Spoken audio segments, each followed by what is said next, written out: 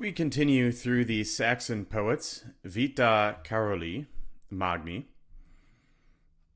and we're on the page starting Dēnique Westfalos vocitant. So I'll read it and then we'll go through it line by line.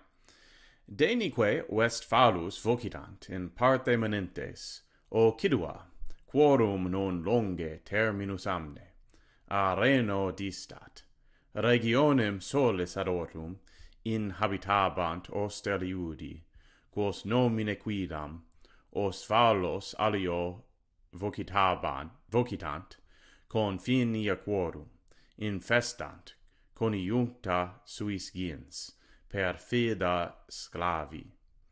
Inter praedictos media regione morantur, Angarii, populos Saxonum tertius, horum patria francorum terris sotiatur abostro, oceanoque,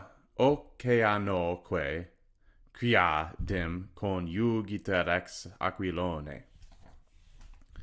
So there's two things to think about with scansion here. The first off is there is a elision that goes on. Oceano quadim. So Q-U-E-E-A, the E here is going to elide. And this whole thing, qua, is going to become one syllable. One long syllable. To finish out the spondy on the second foot there. The second thing for scansion is oster liudi. So we've got in, which is long, ha, be, both short. So now we're on the second foot, tabant. Well, that's got to be long. So now we're on the third foot, os, must be long. Unless we say like, oh, it's really ost, also must be long. So that's the start of the foot. Erli, and then a long ud, osterliudi. That would be one way to do it.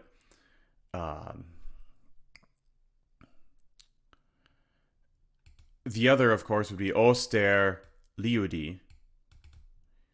So you could play around with that a little bit. And perhaps a dictionary like... I think there's one that's called like Scaling Parnassus. It's a metrical dictionary. I think I looked at that one though, and it didn't have that in there. So that could give you a little trouble on the scansion. But it's a proper noun that doesn't come up much anymore throughout the rest of the book. So we finished the previous page talking about how the Franks could beat the Saxons and how the Saxons were divided into three parts. And the names now remained, but their ancient power had receded. So now the poet goes on to name the three parts. So Dēnique is their pawn. They are called Westfalos, in dwelling in the western parts. So o cidua, o westerly. We've got the ablative to go with in parte manentes. Quorum,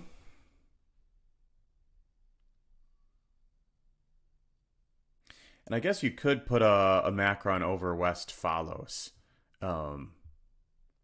It's another proper noun. It's at the beginning of the third foot. So we move on.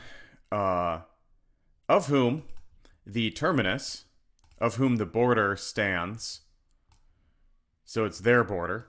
So whose, we've got plural genitive, whose border stands not far, non longe, from the Rhine River. So omne there is ablative, and it's from omnis, meaning river. The osterliudi inhabit the region to the east. So solis ad ortum is to the rising of the sun, which means the east. Quos nomine quidem Westfalos alio vocitant, who are called by a certain other name, the Westfalos. Or you'll also see it in this book. The Saxon poets spell it Westfalos with an F. So he's saying the Osterliudi is also the Ostfalos, which I believe we refer to as the Eastphalians today.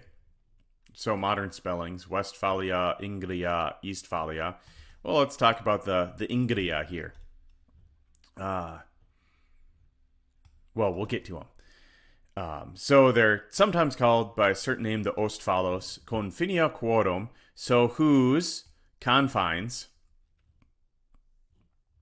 or whose dangerous borders, are connected to a perfidious people, the Slavs.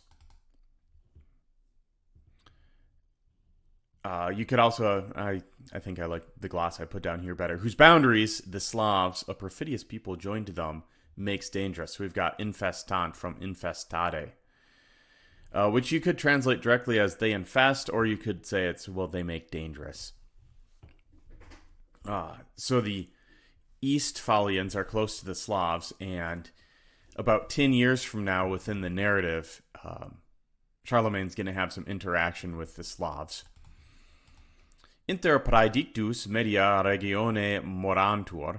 So, in between the aforesaid, in the middle of the region, dwell the Angarii, the third people of the Saxons. And then we've got this verb sotiatur, which means it is joined. So it is joined. So their fatherland is joined to the Astro, which would be the south of our fatherland. Oceanoque iadum conjungiter ex aquilone. And the ocean joins the same thing to the north. And when the book comes out, I don't have the map put together, so I can't show it yet. But if you buy the book, there's going to be a map in the back showing these divisions so that you can see that easily. Otherwise, you can just go on Wikipedia and they've got maps of like the Frankish. Look up the Carolingian dynasty, and there will be maps there showing the three parts of Saxony and how it all lays out. So that's that for that page. I'll see you in the next video.